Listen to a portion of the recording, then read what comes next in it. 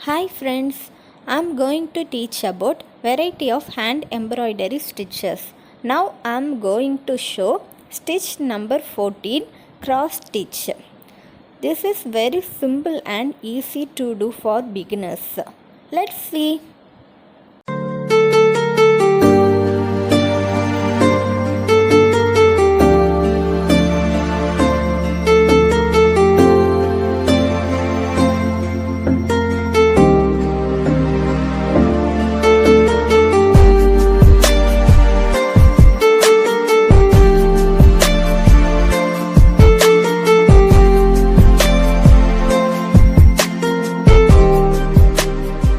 To know about my previous stitches videos, I mentioned link in description. Check it. I hope this video would have been helpful. Thank you so much.